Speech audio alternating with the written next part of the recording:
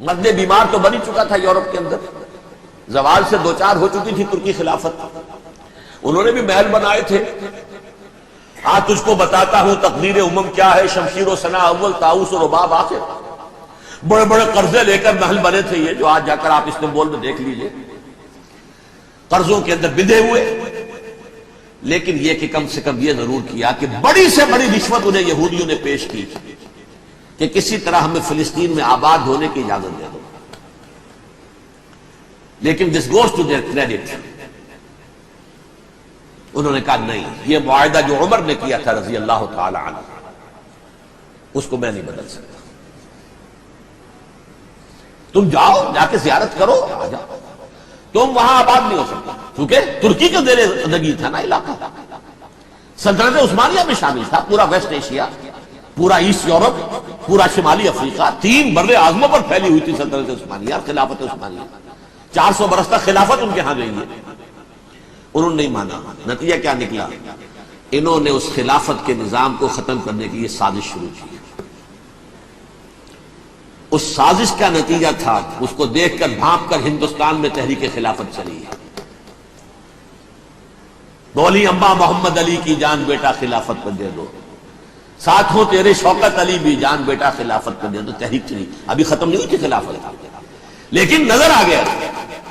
بڑا پیارا واقعہ ایک صاحب نے سنایا ہے کہ جب شیخ الہند جو ہیں اسیر تھے مالٹا میں، یہ 1915 سے 1920 تک رہے، تو وہاں جو تھا مالٹا کا جو کیمپ تھا جس میں کہ یہ اسیر تھے، اس کا کمانڈانٹ جو تھا انگریز، انہوں نے دیکھ لیا تھا یہ بہت فرشتہ خصلت انسان ہے، نورانی شکل ہے، تو وہ اچھا میل ملاپ تھا۔ ایک روز کہا حضرت شیخ الہند نے کہ آپ لوگ ہماری خلافت کے پیچھے کیوں پڑے ہوئے ہیں؟ وہ تو ایک مردہ شے ہے، اس میں کوئی جان تو ہے نہیں، کوئی طاقت نہیں ہے، پھر بھی آپ ہماری ایک نشانی ہے، اسے کیوں آپ جو ہے برباد کرنے پر تلے ہوئے؟ اس نے کہا اتنے بھولے نہ بنیے حضرت، ہمیں معلوم ہے اس نیم مردہ خلافت میں بھی طاقت اتنی ہے کہ اگر جہاد کا فتویٰ اس نے دے دیا تو انڈونیشیا سے موریتانیہ تک مسلمان کفن سر سے باندھ کے نکل آئے گا، یہ ہمیں معلوم ہے، لہذا ہم نے ختم کرنا ہی کرنا ہے۔ اور ختم کس سے کرایا؟ ایک فری میسن مصطفیٰ کمال پاشا، چاک کر دی ترک ناداں نے خلافت کی قبا، سادگی اپنوں کی دیکھ اوروں کی عیاری بھی دیکھ۔ عیاری کس کی تھی؟ یہود کی، اور ان کے اعلی کار برطانیہ۔ ابھی خلافت ختم بھی نہیں ہوئی تھی، برطانیہ کے ذریعے سے 1917 میں بالفور ڈکلیریشن کے ذریعے سے حق حاصل کر لیا کہ ہاں جا کر یہ آباد بھی ہو سکتے ہیں، چونکہ دوسری جنگ عظیم میں سلطنت عثمانیہ ختم ہو گئی تھی، خلافت نام کی تھی، سلطنت تو ختم ہوئی، ترکی رہ گیا تھا صرف، اور جنرل ایلنبی کی فوجیں داخل ہو چکی تھی یروشلم میں، یروشلم پر قبضہ برطانیہ کا ہو چکا تھا، اور قبضہ دلوانے والے برطانیہ کو ہمارے ہندوستان کے مسلمان فوجی بھی تھے، اربوں نے بغاوت کی ترکوں کے خلاف، اور انگریزوں کی فوج میں ہمارے ہندوستان کے مسلمان سپاہی بھی تھے۔ بہرحال اب چونکہ ان کے پاس آ گیا، برطانیہ نے اعلان کر دیا، بالفور ان کا وزیر خارجہ، Jews have a right to settle in Palestine، وہ جائیں آباد ہو سکتے۔ یہ 1917 کا اعلان ہے۔ اس کے بعد جو کچھ انہوں نے طریقے برتے ہیں، اس میں دھن، دھوس، دھاندلی، دھوکہ، ہر چیز، مثلا دھن، گئے جناب یہ آپ مکان بیچیں گے،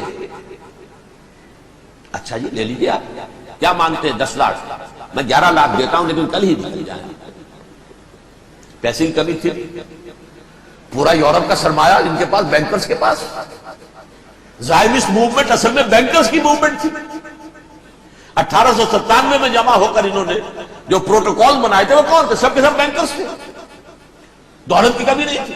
تم 10 کی بجائے 11 لوگ نکل جاؤ، یہ کھیت بیچتے ہو کتنے کا؟ بھائی 12 کا، ہم 13 دیتے ہیں بھائی، جلدی سے نکل جائے۔ یہ بھی کیا، دھن کے ذریعے سے ڈسپلیس کیا، جہاں زور چلا نکال دیا۔ اور اس کے بعد پھر جب سن 48 میں اسرائیلی ریاست قائم ہو گئی، اب اسرائیلی جو ہے عدالتوں میں استغاثے دائر کرنے شروع، یہ فلاں مکان میرے پرانے پکڑ دادا سگڑ دادا کا تھا 2000 سال پہلے، اس کے اوپر یہ قبضہ کر کے بیٹھے ہوئے، یہ میرے پاس دستاویزات ہیں۔ اچھا ٹھیک ہے، آپ نکل جائیں، یہ مکان ان کا ہے۔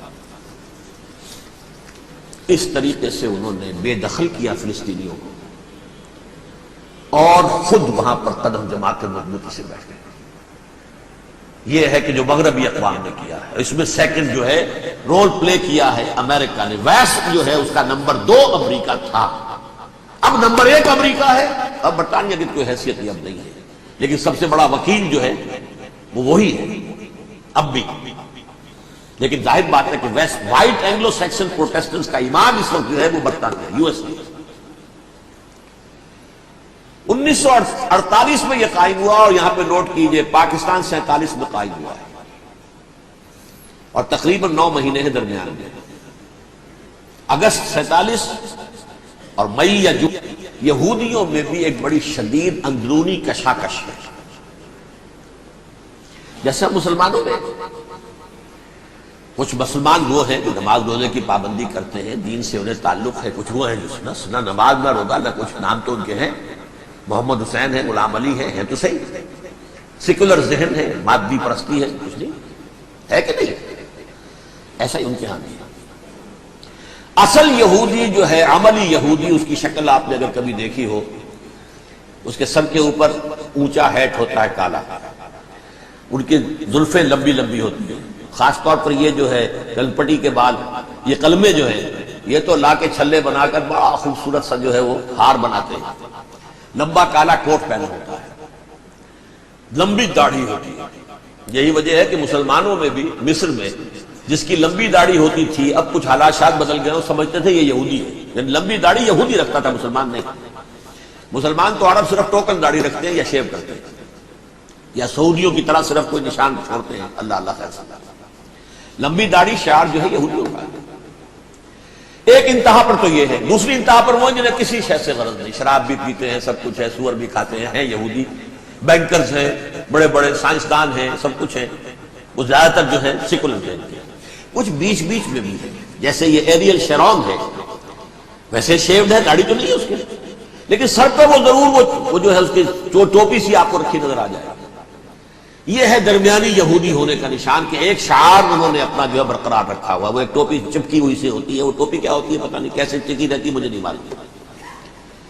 یہ جو کشمکش ہے اس میں، جو زیادہ رائٹسٹ اور لیفٹسٹ کی کہہ لیجیے، سیکولر اور مذہبی لوگوں کی کشمکش ہے، ان کے درمیان ایک کشاکش جو ہے اس کو سمجھ لیجیے کہ وہ کیا ہے۔ ایک چیز تو ان دونوں کے درمیان قدر مشترک ہے، پوری دنیا کی مالیات پر ہم تسلط کریں گے، قبضہ کریں گے، ڈومینیٹ کریں گے، لوگوں کو ہم بنا کر رکھ دیں گے حیوان، ملٹی نیشنل کمپنیاں ہوں گی، انہی کا راج ہوگا، انہی کی حکومتیں ہوں گی، انڈسٹری انہی کے ہاتھ میں ہوگی، لوگ یا مزدوروں کی حیثیت سے کام کریں گے، یا تھوڑے سے مینیجرز ان میں سے بھی ہم لے کر کچھ تنخواہیں ان کو بھی دے دیں گے، باقی سود کے ذریعے سے ملائی ہم کھینچتے رہیں گے، مکھن ہمارے پاس آتا رہے گا۔ ورلڈ ڈومینیشن، اکنامک ڈومینیشن، یہ تو دونوں کے نزدیک متفق ہے، سیکولر بھی چاہتے ہیں اور جو مذہبی یہودی وہ بھی چاہتے ہیں۔ اس کے بعد ایک اختلاف ہے، مذہبی یہودی یہ کہتا ہے ہمیں گریٹر اسرائیل بنانا ہے، اور گریٹر اسرائیل وہ سارے علاقے ہیں جو ان کی تاریخ میں اسرائیل سلطنت کا حصہ رہے۔ حضرت یوسف کے زمانے میں یہودی جا کر آباد ہوئے مصر میں، جو ڈیلٹا کا علاقہ ہے، زرخیز ترین علاقہ جو ہے، جوشن کا علاقہ، وہ کہتے ہیں وہ ہمارا ہے، کئی سو برس ہم ہمارے ہیں۔ سرائے سینا ہمارا ہے، اس میں کوہ طور ہے جس میں حضرت موسیٰ کا ہم کلام ہوئے اللہ سے، تورات ملی، اس میں 40 برس تک ہم بھٹکتے پھرے ہیں۔ صحرائے تی ہے یہ، یتیہون فی الارض 40 سنہ۔ پھر فلسطین تو خیر ہماری جدی پشتی جائیداد ہے، جاگیر ہے۔ پھر یہ عرب جو ہے یہ بھی مدینہ تک ہمارا ہے، مدینہ سمیت ہمارے قبیلے وہاں تھے جہاں سے نکالا مسلمانوں نے، پورا عراق ہمارا ہے، پورا شام ہمارا ہے۔ اور ترکی کا بھی ایک علاقہ ہے ابتدائی مشرقی جنوبی، وہ بھی ہمارا ہے. یہ ہے گریٹر اسرائیل کا نقشہ، یہ ہم نے بنایا. جبکہ جو سیکولر ذہن کے لوگ کہتے ہیں کیا کرو گے اس کو بنا کے، اس میں جو عرب ہیں وہ تم سے لڑتے رہیں گے، تم انہیں مارو گے وہ تمہیں ماریں گے، اگر تم 10 مارو گے تو ایک تو وہ بھی ماریں گے نا تمہارا. ٹھیک ہے، فائدہ کیا ہے؟ اس کی بجائے ہم یہ کرتے ہیں کہ عرب اور اسرائیل مل کر، کزنز ہیں نا آپس میں. آپ کو معلوم ہے بل کلنٹن نے یہ الفاظ کہے تھے جب اسحاق ریبن سے معانقہ کرایا تھا شاہ حسین مرحوم کا، تو کیا کہا؟ You are cousins.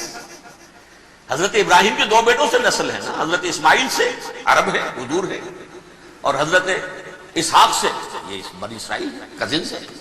You are cousins. تو ہم کزنز مل کر ایک اکنامک یونٹ بناتے ہیں، جیسے ایشیا پیسیفک ایک یونٹ بن گیا ہے، آسیان ایک یونٹ بن گیا ہے، وغیرہ وغیرہ. پورا یورپ ایک یونٹ بن گیا ہے، ایک کرنسی بن گئی ہے. ہم اس پورے علاقے کو ایک اکنامک یونٹ بناتے ہیں. پیسہ اربوں کا ہوگا، ان کے پاس بہت دولت ہے. تیل ان کا ہوگا، بہت تیل ہے ان کے پاس. مزدور ان کے ہوں گے، بڑی تعداد ہے ان کی. مینجمنٹ ہماری ہوگی، ٹیکنیکل نو ہاؤ ہمارا ہوگا، سائنسدان ہم ہوں گے. ملائی ہم کھاتے رہیں گے، چھاچھ ان کو دیتے رہیں گے. تو ہمیں آم کھانے ہیں، پیڑ گرنے کی کیا ضرورت ہے؟ خام خواہ ان کی دشمنی بول لیں، زیادہ دشمنی بڑھائیں. یہ اس چھوٹے سے اسرائیل کو تسلیم نہیں کرتے، ہم گریٹر اسرائیل کو کیسے تسلیم کر لیں گے؟ یہ لہذا اس خیال کو دل سے نکالیں. یہ اختلاف ہو گیا نمبر 1، بہت بڑا اختلاف.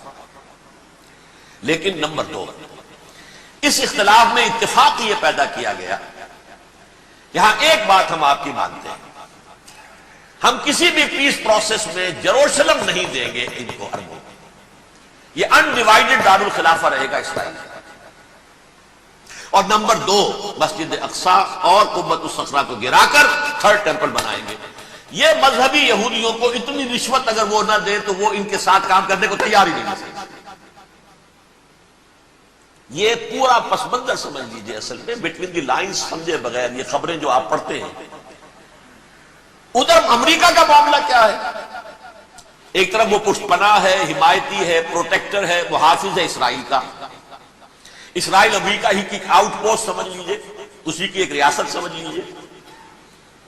لیکن اس کے ساتھ ہی وہ اپنی جو دنیاوی عالمی مصلحتیں ہیں، اتنی بڑی قوم عرب کی جو ہے اسے بھی دشمن تو نہیں بنانا چاہتا. ان میں بھی ماڈریٹس کو چاہتا ہے کہ رہے ماڈریٹس، یہ جو ہماری جیب میں ہے، حسنی مبارک ہو، شاہ فہد ہو، جو ہماری جیب میں ہے. ورنہ یہ کہ وہاں پر اگر زیادہ ریڈیکل لوگ آ گئے تو ہمارا ویسے ہی بیڑا غرق ہوگا. لہذا وہ جبر کرتے رہے ان پر کہ صلح کرو کوئی نہ کوئی. یہ صلح کے لیے دباؤ امریکہ کا ہے، اسرائیل نہیں چاہتا صلح، دباؤ ہے امریکہ کا. اب میں آپ کو یاد دلاتا ہوں، خلیج کی جنگ ختم ہوئی، بش، یہ باپ اس کا جو اب ہے بش، اس کا بڑا بش جو سینئر، اس کی پاپولیرٹی ریشو جو ہے 89% تھی اس وقت امریکہ کے اندر. اتنی بڑی جنگ فتح کی تھی اور چند امریکی مرے صرف. لیکن اس نے ایک موقف اختیار کیا یہود کے خلاف. $10 بلین منظور ہو چکے تھے، اسرائیل کو دیے جانے تھے نئے سیٹلمنٹس بنانے کے لیے اسرائیل سے. اس نے کہا یہ رقم میں ایشو نہیں کروں گا جب تک پیس پروسیس شروع نہیں کریں گے. یہ دباؤ تھا جس کے آگے گھٹنے ٹیکنے پڑے $10 بلین کے لیے. لیکن اس کا بدلہ یہ چکایا کہ الیکشن میں ہرا دیا اسے. حالانکہ وہ ہیرو، فاتح، خلیج کی جنگ کا فاتح، 89% ریٹنگ، الیکشن میں 0. دباؤ تھا. اسی طرح بل کلنٹن کا دباؤ رہا، کسی طرح صلح کرو، کسی طرح صلح کرو، کسی طرح صلح کرو. اور اس معاملے میں میں یہ تسلیم کرتا ہوں، اس معاملے میں اس نے واقعتاً ایڑی چوٹی کا دور لگایا. اور یہ بھی تسلیم کرتا ہوں کہ اس کے دباؤ میں آ کر ایہود باراک جہاں تک چلا گیا تھا، اب کوئی نہیں جا سکتا. وہ آفر نہیں دے مل سکتی اب دوبارہ فلسطین کو. یہ بھی میں بھول گیا آپ کو بتانا.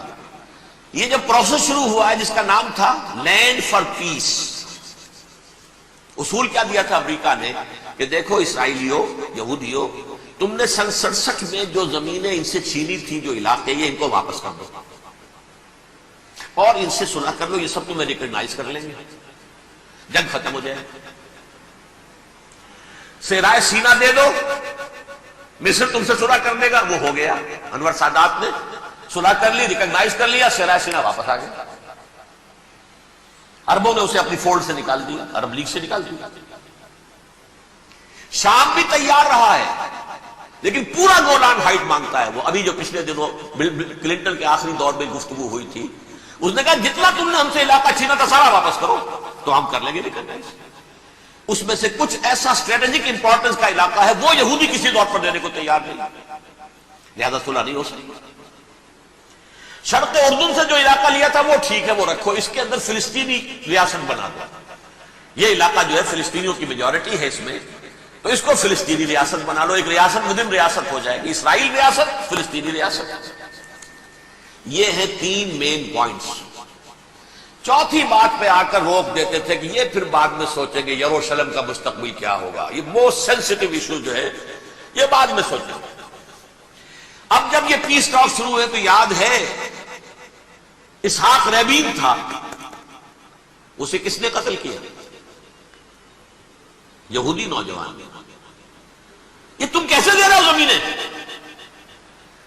ہمیں تو اور لینی ہے، تم نے صحرائے سینا واپس کر دیا، ہمیں تو جشن کا پورا علاقہ لینا، مصر کا سارا فرٹائل ایریا جو ہے وہ لینا ہے اس سے۔ تم گولان ہائٹس دے رہے ہمیں پورا شام لینا ہے، لہذا تم کیسے کر رہے ہو؟ لینڈ فار پیس، پیس اور نو پیس، نو لینڈ، زمین ہم واپس نہیں کریں گے، ہمیں تو اور لینا ہے۔ کس نے قتل کیا؟ یہودی نے، فلسطینی نے تو قتل نہیں کیا۔ احود باراک کی بات میں آپ کو بتا رہا ہوں، یہ یہاں تک چلا گیا تھا کہ اسرائیلی ریاست بھی ہم فلسطینی ریاست بھی مان لیں گے، یروشلم بھی، مشرقی یروشلم دے دیں گے، تمہارا اقتدار ہوگا اس پر۔ البتہ یہ جو احاطہ ہے جس میں جنوب میں مسجد اقصی ہے اور ذرا شمال کی طرف ہے قبۃ الصخرہ۔ قبۃ الصخرہ آپ جانتے ہیں، جب بھی ٹیلی ویژن پر یروشلم سے کوئی خبر آ رہی ہوتی ہے تو پیچھے وہ بڑا سا مینار، وہ گنبد نظر آتا ہے سنہرا۔ یہ وہ جگہ ہے چٹان، ٹیمپل ماؤنٹ۔ یہ پہاڑی تھی پہلے، جیسے کوہ صفا، کوہ مروہ، اب کیا رہ گئی؟ کبھی پہاڑیاں تھی یہ۔ کوہ صفا کے اوپر چڑھ کر حضور نے نعرہ لگایا تھا ما صباحا، اب کیا ہے وہ کوہ صفا بیچارہ؟ وہ تو ایک چھوٹی سی علامت ہے، کوئی پہاڑیاں سے دکھائی دیتی ہے، اس کے اوپر بھی گنبد ہے۔ اسی طرح ٹیمپل ماؤنٹ ہے وہ جہاں پر کہ ہیکل سلیمانی تھا، اور وہ گرا دیا تھا رومیوں نے، مسلمانوں نے تو نہیں گرایا۔ لیکن پھر حضور کو معراج وہاں سے ہوا تو عبد الملک بن مروان نے وہاں پر یہ بہت بڑا گنبد بنا دیا، یہ قبۃ الصخرہ ہے۔ وہ مسجد اقصی نہیں ہے، مسجد اقصی اس کے علاوہ ہے، وہ جنوبی علاقے، ایک ریکٹینگولر احاطہ ہے بہت بڑا، جس کے جنوبی علاقے کے اندر مسجد اقصی ہے اور یہ اس کے شمالی حصے۔ احود باراک نے یہاں تک آفر کر دی تھی کہ مسجد اقصی کو اپنے پاس رکھ لو، لیکن یہ ٹیمپل جو ہے، یہ ٹیمپل ماؤنٹ، یہ قبۃ الصخرہ، یہ ہماری کمٹمنٹ ہے مذہبی یہودیوں کے ساتھ کہ ہم یہاں پر جو ہے ٹیمپل بنائیں گے، تھرڈ ٹیمپل، ہیکل سلیمانی کی تیسری مرتبہ تعمیر یہاں ہوگی۔ لیکن ظاہر بات ہے فلسطینی کیسے مان لیں، مسلمان کیسے مان لیں؟ یہ ہے وہ چیز کہ جس کی وجہ سے وہ سارا معاملہ ناکام ہوا۔ ویسے مجھے یقین ہے کہ اگر فلسطینی مان بھی لیتے تبھی یہودی جو ہیں جس طریقے سے اسحاق ریبین کو اس نے قتل کر دیا تھا، تو یہ اس کو بھی، احود باراک کو بھی قتل کر دیتے، اور وہ کسی صورت تسلیم نہ کرتے کہ یہ یروشلم جو ہے یہ انڈیوائیڈڈ سٹی نہ رہے، بلکہ ڈویژن ہو جائے اس کی، اور صرف مغربی حصہ ہمارے پاس رہ جائے اور مشرقی جو ہے عربوں کے پاس، کبھی تسلیم نہیں کرتے، مر جائے۔ اب دیکھیں اس وقت شکل کیا، میرا اندازہ یہ ہے کہ اب جو مذہبی یہودی ہیں ان کے صبر کا پیمانہ لبریز ہو گیا ہے، اور اب ایک مڈ وے آدمی اس وقت وہاں پر آ گیا ہے، ٹوپی والا، اگرچہ وہ پریکٹسنگ یہودی اس طرح کا نہیں ہے، داڑھی والا نہیں ہے، زلفوں والا نہیں ہے وہی کوٹ پینٹ والا، لیکن یہ کہ اوپر رکھتا ہے وہ ٹوپی۔ ایریل شرون اور انتہائی سفاک، جس نے کہ فلسطینیوں کے 2 کیمپ ایسے اڑائے تھے جیسے کہ چیونٹیوں کیا ہو لشکر اور ان کو پاؤں تلے رون دیا جائے، اس طریقے سے ختم کیا، بہت بڑا قاتل، مرڈرر، وہ وزیر اعظم، اور اب جو ہے ان کے صبر کا پیمانہ لبریز ہو گیا ہے۔ اب ان کا فیصلہ یہ ہے کہ انہیں 3 بڑے بڑے قدم اٹھانے ہیں۔ نمبر 1، فلسطینیوں کا خاتمہ، ایتھنک کلینزنگ۔ اگر یہ فلسطینی رہتے ہیں یہاں پر تو اگر 10 ہم ان کے ماریں گے تو 2-3 یہ ہمارے مار دیں گے۔ تو اسرائیلی کی جان تو بہت قیمتی ہے، یہ تو خیر 1000 بھی مر جائیں تو کوئی بات نہیں، یہ تو کیڑے مکوڑے ہیں، جنٹائلز ہیں، گوئمز ہیں، یہودی، وہ مر گئے، لہذا ان کا ٹنٹا بکاؤ، اب ان کو ختم کرو۔ وہ اشتہار شاید آپ کے نظر گزرا ہوگا جس میں میں نے یہ الفاظ لکھے ہیں کہ بوسنیا کی ایتھنک کلینزنگ جو ہے ماند پڑ جائے گی، اور جو کچھ ایتھنک کلینزنگ ہوئی تھی 500 برس قبل ہسپانیہ میں، اس کا نقشہ آپ دیکھیں گے دنیا میں۔ اس وقت کیا ہوا تھا؟ عربوں کو، مسلمانوں کو یا جلا دو، قتل کر دو، یا جہازوں میں ان کو ڈمپ کر گئے اور لے جا کر شمالی افریقہ کے ساحل کے اوپر اتار دو اور ڈمپ کر دو۔ ایک بچہ بھی نہیں رہنے دیا تھا ہسپانیہ میں۔ 1492 میں سقوط غرناطہ ہوا ہے، اور اس کے بعد 10 سال کے اندر اندر ایک ایک بچہ مسلمانوں کا ختم کر دیا۔ یہ ہے فیصلہ ان کا۔ اب بہت بڑا قدم وہ اٹھانے پر مجبور ہے۔ کب تک آپ رہیں گے؟ ہمارے لوگ مارتے ہیں، 16 نوجوان ہمارے مار دیے، لیکن آج گھر تھا اس میں ایک چلا گیا فلسطینی، بم اپنے جسم سے باندھ کر وہاں اڑا دیا، خود بھی اڑ گیا، 16 ان کے نوجوان اڑ گئے۔ لہذا یہ چیز ان کے لیے ناقابل برداشت ہے، ان کے صبر کا پیمانہ اب لبریز ہو رہا ہے۔ نمبر 2، انہیں بہرحال اب یہ کرنا ہے کہ مسجد اقصی کو گرائیں، قبۃ الصخرہ کو گرائیں اور ٹیمپل بنائیں۔ یہ انتفاضہ جو اب شروع ہوا 1 سال پہلے سے، یہ شیرون نے دورہ کیا تھا، مسجد اقصی میں گیا تھا، اور اس نے 3rd ٹیمپل کی تعمیر کے لیے ایک پتھر جو ہے بنیاد کا پتھر رکھنے کا ارادہ ظاہر کیا تھا، جس پر فلسطینی نوجوان اٹھے، وہ اینٹیں لے کر اور روڑے لے کر، اور اس وقت سے یہ سلسلہ چل رہا ہے۔ کتنے مارے جا چکے ہیں فلسطینی، لیکن کچھ نہ کچھ یہودی بھی مرے، اسرائیلی بھی مرے، اور جیسا کہ میں نے عرض کیا اب ان کے صبر کا پیمانہ لبریز ہو گیا۔ انف از انف۔ اب ہم اس معاملے کو ایک دفعہ جو ہے فائنلی ختم کر دیں اور اب بنائیں گے۔ لہذا اب جو ہے کئی ٹن وزن کے وہ جو پتھر تیار ہو کر آگے رکھ دیے گئے ہیں کہ یہاں یہ بنیاد پڑنی ہے، اس کے اندر یہ پتھر لگے۔ بلکہ ایک لطیفہ بھی مجھے یاد آیا ہے، یہ کوئی 30 سال پرانی بات ہے۔ اس قبۃ الصخرہ کی مرمت ہوئی تھی، تو اس کے اوپر جو یہ سونے کی پتری چڑھی ہوئی ہے، یہ شاہ حسین اردن والے جو ہے، ظاہر بات تھا بھی انہی کے تسلط میں، یہ انہی کی تولیت میں تھا، سن 67 سے پہلے، اس زمانے کی بات میں کر رہا ہوں۔ تو انہوں نے پتہ نہیں 30 من تھا یا 30 ٹن تھا سونا جو ڈونیٹ کیا تھا اس کے اوپر یہ پتلی چڑھانے کے لیے، جو بہت بڑا گنبد نظر آتا ہے، پورے کے پورے ماحول کے اوپر چھایا ہوا ہے۔ اس وقت یہودی اخباروں نے لکھا تھا، بہت اچھا ہے، یہ سونا ہمارے کام آئے گا جب ہم اپنا ہیکل تعمیر کریں گے۔ کہاں جائے گا سونا؟ سونا یہی رہے گا نا، جب ہم گرائیں گے ہمیں وہ سونا مل جائے گا۔ اب وہ اس پر آ گیا، مزید دیر نہیں کر سکتے۔ تو آپ نوٹ کیجئے، number 1، ethnic cleansing of Palestinians in Israel. Number 2, demolition of the Aska mosque and the Qubbat al-Sakhra. Number 3, امریکہ کو الٹیمیٹم، تم اب اپنے دار ٹانگ درمیان میں مت اڑاؤ، اور اس کے لیے دھمکی، اگر تم نے ہمارے معاملے میں رکاوٹ ڈالی تمہاری اینٹ سے اینٹ بجا دینا۔ نیتنیاہو نے یہ کہا تھا میں واشنگٹن میں آگ لگا دوں گا۔ یہ انہوں نے امریکہ میں عظیم ترین دہشت گردی کر کے امریکہ کی ایڈمنسٹریشن کو، انتظامیہ کو یہ دھمکی دے دی ہے کہ باز آ جاؤ۔ چنانچہ میں یہ بات کہہ کے پرسوں جمعے میں اپنی مسجد سے، مسجد دارالسلام سے نکلا، شام کو، اسی شام کو میں نے ایریل شیرون کی تقریر سن لی T V per. It is not acceptable. Don't appease the Arabs at our expense. We are not going to become Czechoslovakia. We have to depend on ourselves only and rely on ourselves only. کیا مطلب ہے اس کا؟ کس کو سنا رہا ہے؟ امریکہ بہادر، ہم تمہارے محتاج نہیں ہیں، ہم تمہارے ٹکڑے اڑا دیں گے، تیسرے کر دیں گے تمہارے، تم بیچ میں آؤ تو صحیح ہم اور دیکھ لو، ایک نشانی تمہیں دکھا دیتا ہے۔ مجھے سب فیصد یقین ہے یہ پورا ہسٹوریکل پروسیس، اور جس جگہ یہ پہنچ گیا ہے، جس کریٹیکل پوائنٹ تک یہ پہنچ چکا ہے، یہ جو بھی حملہ ہوا ہے ورلڈ ٹریڈ سینٹر پر اور پینٹاگون پر، یہ اسرائیل کا کام ہے۔ اسرائیل سے کم تر کسی ادارے کے لیے ممکن ہی نہیں، اس لیے کہ اسرائیل کے ایجنٹ امریکہ کے پورے نظام کے اندر جو ہے گھسے ہوئے موجود ہیں، ہر جگہ موجود ہیں۔ جیسے سرطان کا پھوڑا ہوتا ہے پورے جسم میں، وہ اپنی جڑیں جما لیتا ہے، ایسا ہے۔ پوری ایڈمنسٹریشن، پوری اکانومی، تمام ذرائع ابلاغ، پرنٹڈ میٹر ہو یا یہ کہ الیکٹرانک میڈیا، سب ان کے قبضے میں۔ ڈیفنس کا سارا معاملہ ان کے قبضے میں۔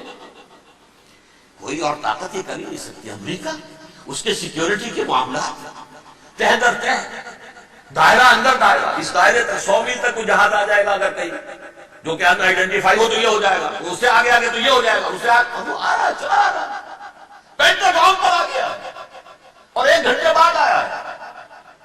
پہلی اسٹرائک جو ہوئی ہے ورلڈ ٹریڈ سینٹر، اس کے 1 گھنٹے کے بعد پینٹاگون پر آیا۔ اور پینٹاگون وہ تو یوں سمجھیے ان کی مملکت کا حساس ترین دفاع کا مرکز، اور اس کا ایک تہائی حصہ ملا کے رکھ دیا۔ انہوں نے یہ دھمکی دی ہے، لیکن اس سے ان کے پیش نظر مقاصد کیا تھے؟ 3۔ اس دہشت گردی کے 3 مقاصد۔ فوراً اس کا رخ موڑ دینا اسامہ اور اس کی القاعدہ کی طرف۔ امریکہ غصے میں لال بھبوکا ہو کر فوراً اقدام کرے، اور ایک طرف تو اسامہ اور ان کے ساتھ طالبان کا ٹنٹا مقابلہ، اور دوسری طرف چونکہ پاکستان الائی ہے اور پاکستان کے عوام جو ہیں وہ طالبان کے ہمدرد ہیں، وہ اگر اٹھے تو ان کا بھی بیڑا گرک۔ ایک تیر سے 2 شکار تو ادھر ہو جائیں گے، جو مستقبل میں انہیں خطرہ ہے۔ 1967 کی جنگ کے بعد جبکہ انہوں نے فتح کا جشن منایا تھا یہودیوں نے، تو انہوں نے پیرس میں جو ایک جشن منایا ہے، وہاں بن گوریون کی تقریر یہ تھی، ہمیں کسی عرب ملک سے کوئی خطرہ نہیں، کوئی اندیشہ نہیں، ہمیں اندیشہ اگر ہے تو صرف پاکستان سے۔ یہ ہے وہ بات جو میں نے کہی تھی۔ نکتہ کیا ہے؟ یہ سائملٹینیسلی کیوں وجود میں آئے ہیں یہ 2 ملک؟ مشیت ایسڈی میں پاکستان کا رول یہ ہے۔ حدیث میں آتا ہے ما انزل اللہ من دائن الا انزل لہ دوان، اللہ نے کوئی بیماری ایسی نہیں اتاری اس کا کہ توڑ اور دوا پیدا نہ کی۔ اسرائیل کا توڑ پہلے پیدا کی، جیسے بچے کی ولادت بعد میں ہوتی ہے، ماں کی چھاتیوں میں دودھ پہلے پیدا ہو جاتا ہے۔ یہ اللہ کی فطرت ہے، اللہ کا طریقہ ہے۔ خطرہ انہیں ہے تو ہم سے ہے، اگر کوئی خطر مجھ کو تو اس امت سے ہے، اس کی خاکستر میں ہے اب تک شرار آرزو۔ یہاں کے عوام، حکومت تو ٹھیک ہے ہماری جیب میں آ گئی، عوام کے اندر ہے، یہ بھڑک سکتی ہے چنگاری۔ یہی وجہ ہے بار بار ان کا کہ ہم زیادہ دباؤ نہیں ڈالنا چاہتے پاکستان پر، ہمارا بہت بڑا الائی ہے، ہم بہت پیسے بھی دے دیں گے، یہ بھی کر دیں گے، وہ بھی کر دیں گے، لیکن ہم زیادہ دباؤ نہیں ڈالنا چاہتے، ڈی سٹیبلائز نہ ہو جائے، یہاں کے عوام کہیں کھڑے نہ ہو جائے۔ لہذا حملہ یہاں سے نہیں، وہ ازبکستان سے کرانے کی باتیں ہو رہی ہیں۔ اندر خانے پوری سپورٹ ہے، لیکن یہ کم سے کم ظاہر نہیں ہونے دیں گے کہ کیا کچھ ہو رہا ہے، تاکہ یہاں کے عوام کے اندر وہ چنگاری جو ہے اس بارود کے اندر پڑ گئی تو یہ سادہ ڈی سٹیبلائز ہو جائے۔ لیکن ڈی سٹیبلائز ہونے میں جہاں اس کا خطرہ ہے کہ پرویز مشرف کی حکومت ختم ہو جائے، وہاں اس کا بھی خطرہ ہے کہ پاکستان ختم ہو جائے۔ ڈی سٹیبلائز ہونے کا مطلب کیا ہے؟ بھارت کو واک اوور دے سکتے، جاؤ اور گھس جاؤ، پولیس ایکشن کرو، یہاں اب امن نہیں رہا ہے، ہم امن قائم کرنے جا رہے ہیں، یا یونائٹڈ نیشنز کی فوجی KFOR آ جائے یہاں پر امن قائم کرنے کے لیے، اور ہماری جو ایٹمی صلاحیت ہے وہ تو ویسے ہی برباد ہے۔ ایک چیز تو ان کے پیش نظر یہ تھی، اس میں تو اللہ تعالیٰ نے کچھ تھوڑی سی عافیت پیدا کر دی۔ ان کا خیال تھا کہ غصے میں آگ بھبوکا ہو کر امریکہ جو ہے بھوکے شیر کی طرح ٹوٹ پڑے گا، لیکن وہاں وہ اپنے باپ کی طرح کولیشن بنانے کی فکر ہو گئی اسے۔ کولیشن بنتے بنتے تو وقت لگتا ہے، بستی بسنا کھیل نہیں، بستے بستے بستی ہے۔ دل کا اجڑنا سہل صحیح، بسنا سہل نہیں ظالم، بستی بسنا کھیل نہیں، بستے بستے بستے۔ کولیشن بناتے بناتے نیٹو بھی پھدکنے لگا تھا کہ ہمارے پاس انہوں نے کوئی ثبوت دیے ہی نہیں ابھی تک، کوئی کسی نے کچھ اور کہا، سعودی عرب نے بھی کہہ دیا ہمارے اڈوں سے آپ جہاز اڑا کر حملہ نہیں کریں گے وغیرہ وغیرہ۔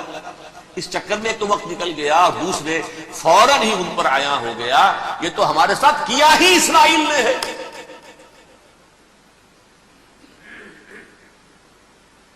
لیکن یہ بات لیک نہیں کرنا چاہتے، میں نے خود سنا اور بھی بہت لوگوں سے کہا کہ یہ باقاعدہ اسٹیٹ ڈپارٹمنٹ کی طرف سے ٹی وی پر، سی این این پر، بی بی سی پر یہ اعلان آیا کہ یہ جو انویسٹیگیشنز ہو رہی ہیں اس حادثے کی تحقیقات کی، اس کی معلومات لیک کیوں ہو رہی ہیں؟ لیک نہیں ہونی چاہیے۔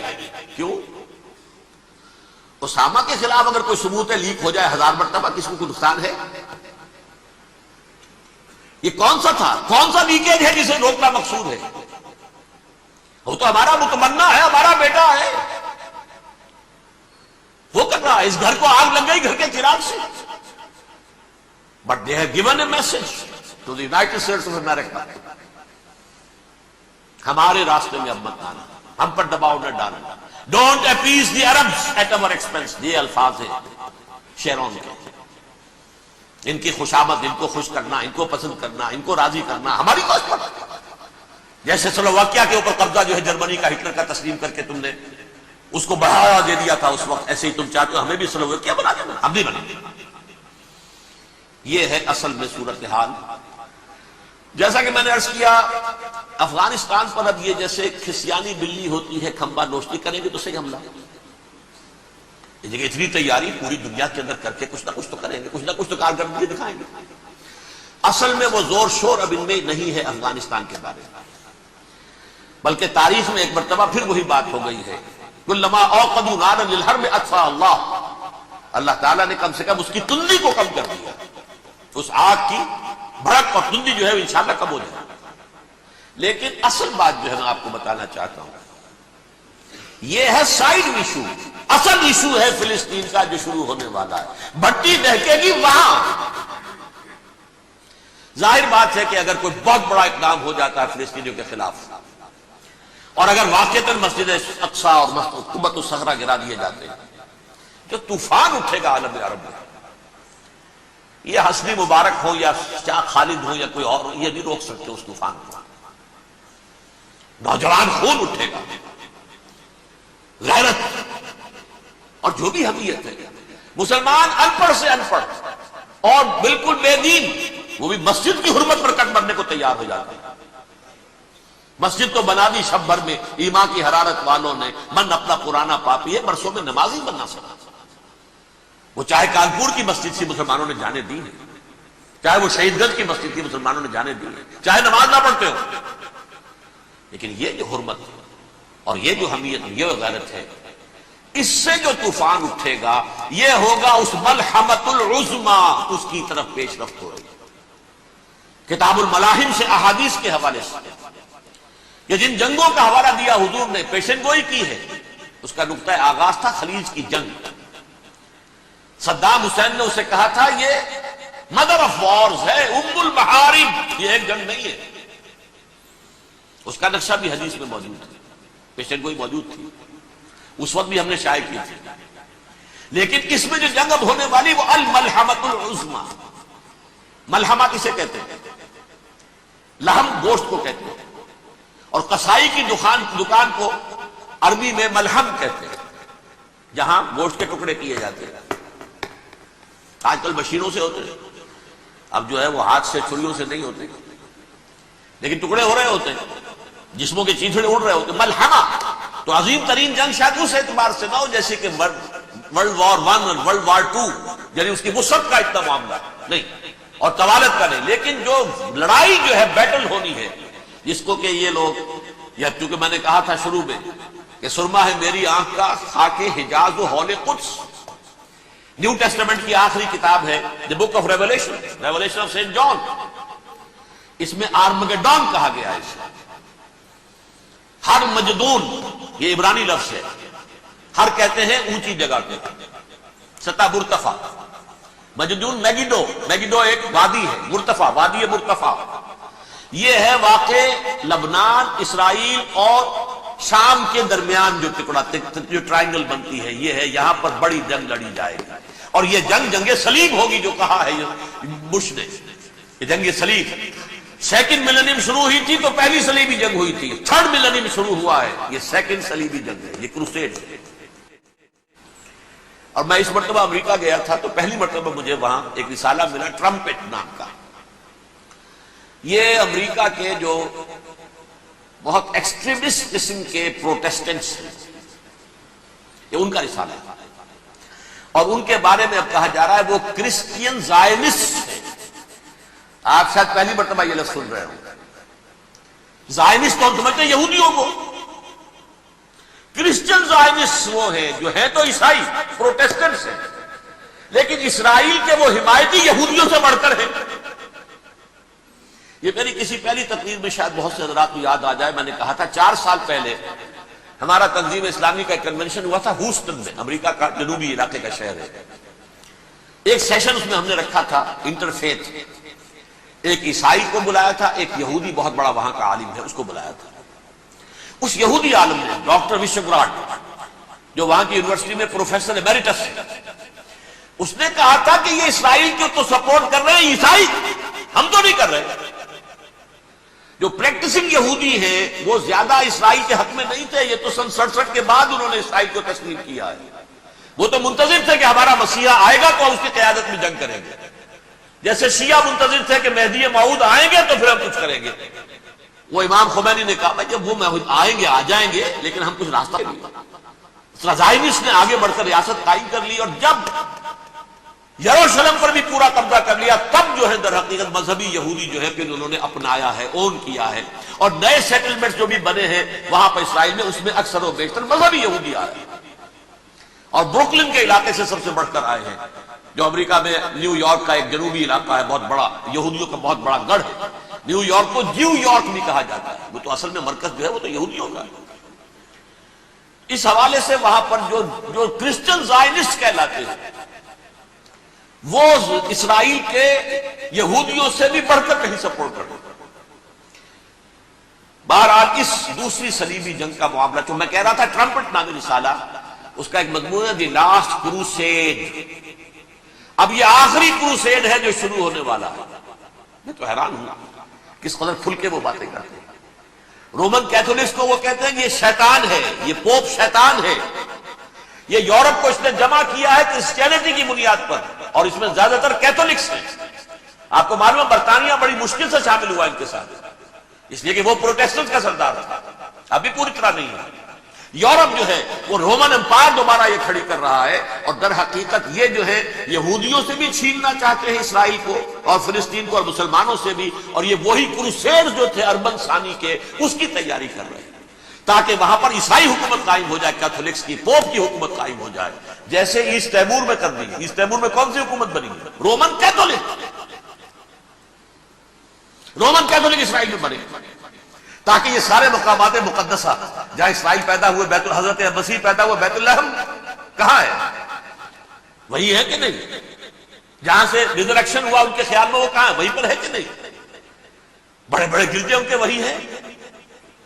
تو اس اعتبار سے ان کا کہنا یہ ہے یہ لاسٹ کروسیڈ کی تیاری ہو رہی ہے، یہ کیفور، اور ان کا کہنا یہ ہے کہ یہ پوری طاقت نیٹو کی جو ہے، یہ پہلے جرمنی سے لائی گئی بوسنیا، انہوں نے خود وہاں جنگ کروائی، انہوں نے خود وہاں پر ایتھنک کلینسنگ کروائی، پھر خود مصالحت کے لیے آ گئے، پھر کوسوو میں انہوں نے خود آگ بھڑکائی۔ یہ میں نہیں کہہ رہا، یہ وہ ٹرمپٹ رسالہ امریکہ سے چھپنے والا پروٹیسٹنٹس کا رسالہ ہے جو یہ کہہ رہا ہے۔ پھر انہوں نے کوسوو کے اندر کروایا، اور پھر وہ وہاں پر پیس فورس کی حیثیت سے آ گئے۔ اب وہ میسیڈونیا میں کروا رہے ہیں اور وہاں داخل ہو گئے ہیں۔ اگلا قدم ان کا سائپرس ہوگا، سائپرس میں ترکوں کو اور وہ گریکس کو لڑائیں گے اور وہاں آ جائیں گے، وہاں سے ایک چھلانگ لگائیں گے اور یہ فلسطین میں پہنچیں گے، اور یہ وہاں پر ایک رومن امپائر، اپنی پرانی رومن امپائر کی طرح کی رومن کیتھولک ریاست قائم کرنا چاہتے ہیں۔ تو وہاں امریکہ کے عیسائیوں میں بھی کوئی ایک طبقہ نہیں ہے، کیتھولکس بھی ہے، کیتھولکس زیادہ نہیں ہے ہمدرد، لیکن اب تابع ہو چکے ہیں۔ اسحاق ریبین نے جب یہ پیس ٹاک شروع ہوئی تھی، آپ کو یاد ہوگا شاید، کہ جب وہ آیا تھا واشنگٹن سے واپس فلسطین اسرائیل، تو پہلے روم میں رکا for an audience with the Pope, اور پوپ کو اس نے ایک مرتبان سا پیش کیا تھا، حضرت سلیمان علیہ السلام کے زمانے کا مرتبان، اور کہا تھا دیکھیے 3000 برس تک ہم نے اس کی حفاظت کی ہے، اب یہ میں آپ کے حوالے کر رہا ہوں۔ اس کے بعد سے پوپ جو ہے بالکل رام ہو گیا، اور وہ عیسائیوں کے ساتھ اور یہودیوں کے ساتھ ان کا پورا معاہدہ ہو گیا۔ اب پورا عیسائی ورلڈ جو ہے ویسے تو مجموعی یہودیوں کے شکنجے میں ہے، البتہ ان کے اندر نہیں جھگڑے ہیں، جو وہاں پر وائٹ کرسچن ملیشیاز ہیں وہ ایکسٹریمسٹ ہیں کیتھولکس، ان کے نزدیک دشمن نمبر 1 یہودی، دشمن نمبر 2 مسلمان، دشمن نمبر 3 جو یورپ میں کالے ہیں، ایفرو امریکن، چاہے وہ عیسائی ہو گئے ہو کوئی بھی ہو، یہ 3 دشمن ہیں جن سے انہوں نے کلینز کرنا ہے، صاف کرنا ہے ان کے خیال کے مطابق امریکہ کی سوسائٹی میں، اولاً یہود، پھر مسلمان، اور پھر یہ جو کالے ہیں۔ لیکن دوسری طرف پروٹیسٹنٹس کے اندر ایکسٹریمسٹ وہ ہیں جنہیں کہا جا رہا ہے یہ کرسچین زائونسٹ ہیں، یہ اسرائیل کے اسرائیل سے بڑھ کر سپورٹرز۔ بہرحال یہ اب جنگ ہوگی، اس کا نتیجہ کیا نکلے گا یہ تو اللہ ہی جانتا ہے۔ اب میں آخری بات کی طرف آ رہا ہوں۔ آخری نتیجہ تو جو بھی کچھ اپس اینڈ ڈاؤنز آئیں گے، تلک الایام نداولها بین الناس، آخری نتیجہ ڈراپ سین وہ یہ ہوگا کہ اللہ کے دین کا بول بالا ہوگا، اور پوری دنیا پر محمد کے لائے ہوئے دین صلی اللہ علیہ وسلم کی حکومت قائم ہوگی۔ وہ گویا قیامت کی تمہید ہوگی، اس کے بعد بس قیامت آئے گی، کیونکہ مقصد کائنات، تخلیق کائنات پورا ہو جائے گا۔ پوری مخلوقات کے اندر مقصد تخلیق، کلائمیکس آف کریشن محمد رسول اللہ صلی اللہ علیہ وسلم، دین کی تکمیل محمد رسول اللہ صلی اللہ علیہ وسلم، اور اس خلافت عرضی کے لیے جو حضرت آدم کو خلافت دی گئی تھی، جب اس میں وہ خلافت پوری دنیا پر قائم ہو جائے گی، اس کا مقصد پورا ہو جائے گا، and that will be the beginning of the end۔ اس کے بعد قیامت ہے۔ آخری نتیجہ تو یہ نکلنا ہے، اس سے پہلے سزائیں ہمیں بھی مل رہی ہیں، اور یہاں میں کانٹے کی بات جو چھوڑ گیا تھا سو بیان کر دوں۔ اللہ نے اس مغضوب علیہ قوم کو، اس ملعون قوم کو کیوں اب تک چھوٹ دیے رکھی؟ میں بتا چکا ہوں یہ بڑے عذاب کے مستحق ہو چکے تھے حضرت عیسیٰ علیہ السلام کے زمانے میں،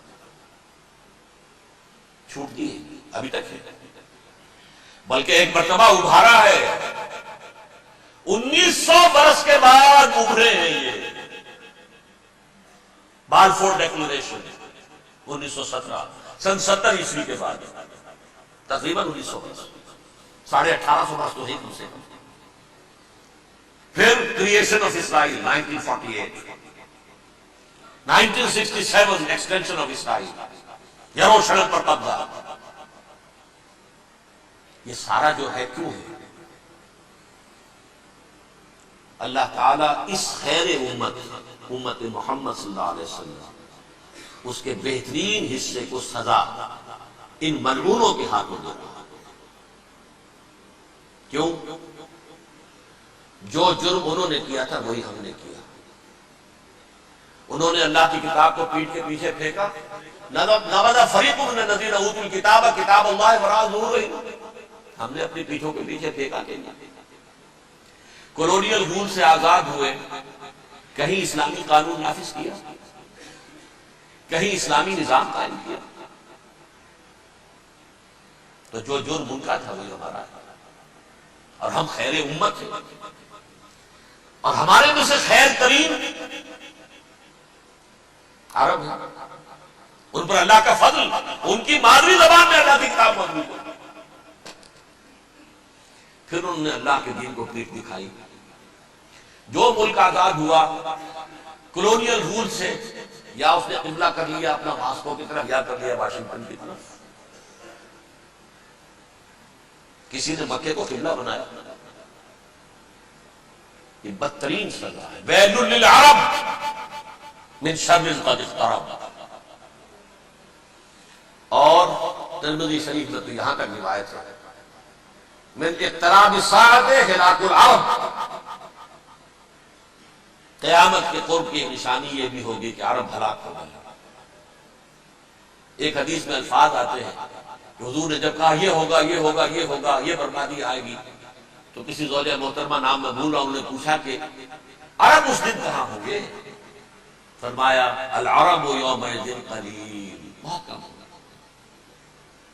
آخری خاتمہ ہونا ہے یہود کا حضرت مسیح علیہ السلام کے ہاتھوں، وہ عذاب جو 2000 برس تک ان سے ٹلا رہا وہ آئے گا، اور ان کے رسول ہی کے ہاتھوں آئے گا۔ لیکن اس سے پہلے مسلمانوں پر یہ عذاب آ رہا ہے، ہولوکاسٹ کے درجے کا عذاب آ رہا ہے۔ البتہ ہم پاکستانی اس میں یوں سمجھ لیجئے کہ وہ تو خبریں موجود ہیں حدیث میں، وہاں تو جو ہونا ہے، اتنے انسان مریں گے اتنے انسان مریں گے کہ ایک پرندہ جو ہے اڑتا چلا جائے گا، وہ نہیں چاہے گا کہ نیچے اترے تو کسی لاش پر اترے، اسے جگہ نہیں ملے گی زمین خالی کر کے اتر سکے، تھک ہار کر گرے گا مرے گا تو بھی لاش کے اوپر گرے گا۔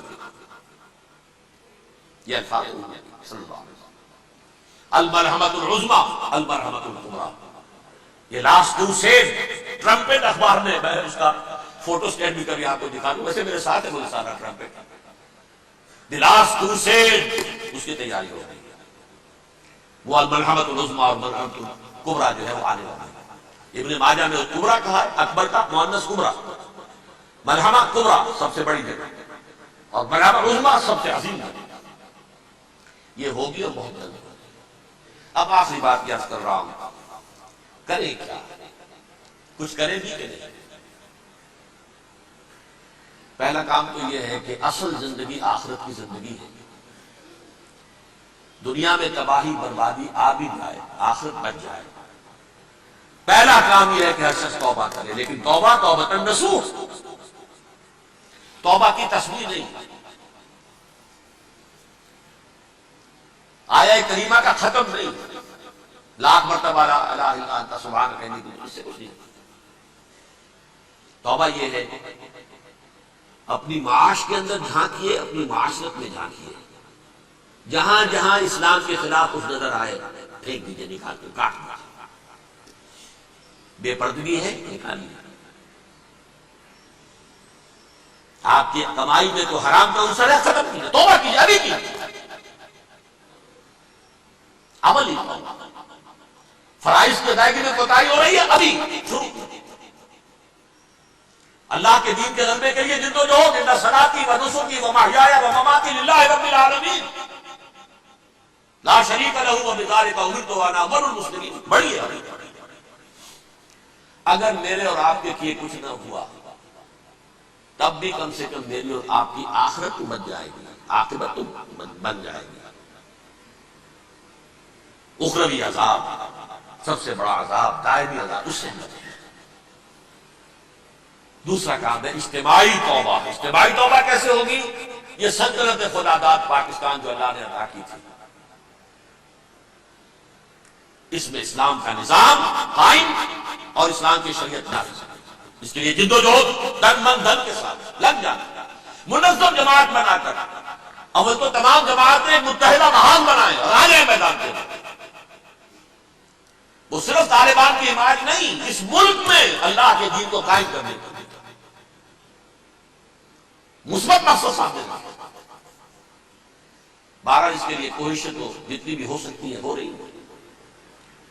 میں کتنے عرصے سے یہ کہہ رہا ہوں، کاش کہ یہ دینی جماعتیں ساری کی ساری یہ پاور پالیٹکس سے پسپائی اختیار کر کے اور ایک مطالباتی تحریک، مظاہراتی تحریک، ایک pressure movement, pressure group, resistance movement, دین کو نافذ کرو، حرام کی حرمت کو نافذ کرو، قائم کرو دین کو، اس کے لیے میدان میں آ گئے۔ ویسے میرا ایک مضمون چھپا تھا، شاید آپ نے بھی دیکھا ہو، کہ یہ اس جو بھی ہوا ہے حادثہ اور جو اب افغانستان پر ہونے والا ہے، اس کی وجہ سے جو بہت بڑا شر تھا اس میں سے خیر نکل آیا ہے۔ ہمارے ملک میں پولرائزیشن ہو رہی ہے بالعموم، سیکولر ذہن ایک طرف، مذہبی ذہن ایک طرف۔ نمبر 3، یہ نوٹ کر لیجئے، پاکستان کی ایک ڈیسٹنی ہے، ایک تقدیر ہے، ایک تقدیر مبرم ہے۔ جیسے کبھی علامہ اقبال نے کہا تھا 1930 میں، ہندوستان کے شمال مغرب میں ایک آزاد مسلمان ریاست کا قائم ہونا ڈیسٹنی ہے، تقدیر مبرم ہے، اٹل ہے، وہ کر رہے ہیں۔ 17 سال پہلے ایک شخص کہہ رہا ہے، یا میری نگاہ تیز چیر گئی دل وجود۔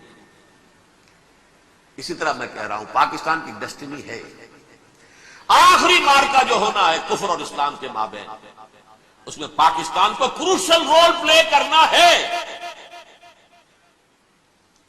دنیا کو ہے پھر مارکا ہے دین، روح و بدن پیش، تہذیب نے پھر اپنے درندوں کو ابھارا۔ میرے اس ہینڈ بل میں آپ نے دیکھ لیا ہوگا تہذیب کا لفظ اقبال نے کیسا استعمال کیا ہے۔ آج ساری دہائی تہذیب کی دے رہا ہے، بش بھی بلیر بھی، our civilization has been threatened. civilization کیا تمہاری تہذیب ہے؟ ہومو سیکسولیٹی تمہاری تہذیب ہے؟ تمہاری تہذیب یہ ہے کہ بل کلنٹن نے کہا تھا پچھلے سال نیو ایئرز ڈے پر اپنے پیغام میں، ان قریب امریکن قوم کی اکثریت حرامزادوں پر مشتمل ہوگی۔ یہ تہذیب ہے تمہاری، born out of any wedlock، بچے بغیر کسی شادی نکاح کے پیدا ہو رہے ہیں، ون پیرنٹ فیملی رہ گئی ہے، بیڑا غرق تمہارا ہو چکا ہے، ٹیکنالوجی تمہیں سہارا دے کر کھڑی ہوئی ہے۔ جیسے حضرت سلیمان کی موت واقع ہو گئی تھی، وہ عصا کے بل پر کھڑے تھے۔ تہذیب مر چکی ہے۔ یہ تہذیب، تمہاری تہذیب اپنے خنجر سے آپ ہی خودکشی کرے گی اور کر چکی ہے۔ تہذیب تو مر چکی ہے، فیملی سسٹم برباد ہو چکا ہے، وہ تہذیب ہے۔ ہاں ٹیکنالوجی تمہیں لے کر کھڑی ہے، اس ٹیکنالوجی کا لفظ اقبال نے استعمال کیا، مشین۔ دنیا کو ہے پھر مار کا روح و بدن پیش، تہذیب نے پھر اپنے درندوں کو ابھارا۔ اللہ کو پابر دیے مومن پہ بھروسہ، ابلیس کو یورپ کی مشینوں کا سہارا۔ وہ ٹیکنالوجی ہے۔ لہذا پاکستان، جیسا کہ میں نے کہا 9 مہینے پہلے اللہ نے پیدا کیا پاکستان کو اور اتارا ہے لیلۃ القدر۔ یہ نازل ہوا، انا انزلناہ فی لیلۃ القدر، فی لیلۃ القدر۔ قرآن نازل ہوا، اس سے پاکستان نازل ہوا۔ البتہ یہ کہ ہمیں اس میں جو ہمیں ایٹمی صلاحیت حاصل ہے، اس کی ہر قیمت پر اس کا تحفظ کرنا۔ خدا کے لیے مشرف صاحب، کہیں ایسا نہ ہو جائے کہ نیکسٹ دھمکی جب یہ آئے کہ اگر اپنی ایٹمی صلاحیت ختم نہیں کرتے ہو تو تم ہمارے دشمن ہو۔ اب کیا کریں گے آپ؟ اس وقت بھی تو یہی بات آئی ہے، کوئی درمیانی شکل نہیں، یا ہمارا ساتھ دو یا دشمن ہو۔ اور آپ کہاں گئے؟ جی حاضر، ساتھ، پوری طرح ساتھ۔ غیرت کا جنازہ نکال دیا، حمیت کا جنازہ نکال دیا، عدل اور انصاف کے مسلمہ تقاضے پامال، جرم کا ثبوت کہیں ہے نہیں۔ آج بھی برطانیہ کہہ رہا ہے کنونسنگ ثبوت نہیں ہے، برطانیہ کہہ رہا ہے نہیں ہے، اس کے بنیاد پر کوئی مقدمہ دائر نہیں کیا جا سکتا۔ اور پرویز مشرف صاحب کو پتہ نہیں کیا دکھایا ہے انہوں نے کہ وہ تمہاری واقعتاً جو ہے قابل اطمینان، ایسا ہی قابل اطمینان مواد دنیا میں شائع کیوں نہیں کر دیتے؟ طالبان تو خود کہہ چکے ہیں بہت پہلے کہ ہمارے سامنے پیش کر ہم مقدمہ چلائیں گے، بلکہ یہاں بھی کہہ رہے تھے حوالے بھی کر دیں، لیکن سب ثبوت تو لاؤ ہمارے سامنے۔ یہ تو وہ اسرائیل کی سازش اور ان پر یہ آیا ہے اب۔ لیکن آخری جنگ جو ہے المرحمۃ العظمیٰ، وہ مڈل ایسٹ کی ہوگی، وہ وہی ہوگی، ہرمگیڈون، آرمگیڈون، وہ وہی ہوگی، اور بڑی عظیم جنگ ہوگی۔ لیکن پاکستان کو اس میں رول پلے کرنا ہے۔ حضور نے فرمایا ایک مشرقی ملک سے فوجیں جائیں گی جو حضرت مہدی کی حکومت قائم کریں گی عرب میں، اور خراسان سے سیاہ علم لے کر فوجیں نکلیں گی جو حضرت مسیح کے ساتھ کھڑے ہوں گی اور یروشلم واپس لیں گے۔ یروشلم پہلے کھویا عربوں نے، 1099 عیسوی میں کھویا، اور 1187 میں 88 برس بعد عرب نہیں واپس لے سکے، کردوں نے لیا، صلاح الدین ایوبی نے لیا۔ اب 1967 میں پھر عربوں نے کھویا، واپس نہیں لے سکتے عرب، واپس لیں گے خراسان سے چلنے والے جھنڈے۔ افغانستان اس کا ہارٹ ہے، ہارٹ آف خراسان۔ حضور کے زمانے میں جو ملک بڑا خراسان تھا، اس کا دل یہ ہے۔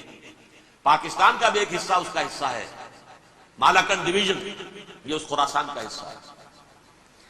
ایران کا بھی ایک علاقہ اس کا حصہ ہے، خراسان کے نام سے صوبہ ہے شمال مشرقی کونے پر، وہ بھی اس کا حصہ ہے. اور یہ جو ریاستیں ہیں، جو ٹرک ریاستیں جو آزاد، یہ بھی اس کا حصہ ہے. یہ ایک ملک تھا خراسان عظیم، خراسان بزرگ کہتے ہیں ایرانی اس کو، the greater Khorasan of the days of the prophet صلی اللہ علیہ وسلم. اور اس کے ہارٹ میں، اسی لیے اسامہ نے کہا تھا کہ میں تو اب آ کر خراسان میں بیٹھ گیا ہوں. یاد ہوگا یہ بیان، اللہ نے مجھے خراسان میں پہنچا دیا، اسی حدیث کی طرف حوالہ دیا تھا. بہرحال اس کی حفاظت ہمیں کسی بھی اپنی جان سے بڑھ کر کرنی ہے. پاکستان داؤ پر لگ جاتا تو لگ جائے، بچانے والا اللہ ہے، لیکن یہ کہ کم سے کم ہماری جو ایٹمی صلاحیت ہے، جو امانت ہے ہمارے پاس پوری امت مسلمہ کی، اس کو کوئی غضب نہیں پہنچنے دے گی. اور نمبر 4، جو مدد بھی آپ کر سکیں اس وقت اپنے افغان بھائیوں کی، اپنا اظہار رائے کریں پاکستان کی حکومت کے موقف کے خلاف، ڈٹ کر کریں. سرکاری سطح پر انہوں نے ریلیز نکال دی ہے، آپ عوامی سطح پر آئیں، میدان میں آئیں، اظہار تو کریں، بولے تو صحیح. گونگے تو نہ بن کر بیٹھ رہے، گونگے بن کر بیٹھے رہیں گے تو آپ شریک ہوں گے حکومت کے ان تمام کاموں کے اندر، آپ کی شمولیت سمجھی جائے گی، ابیٹمنٹ ہوگی آپ کی. آئیں تاکہ اپنا اشتراک ظاہر کریں، لاؤڈلی کریں، جو آئے آئے، ہر کے بعد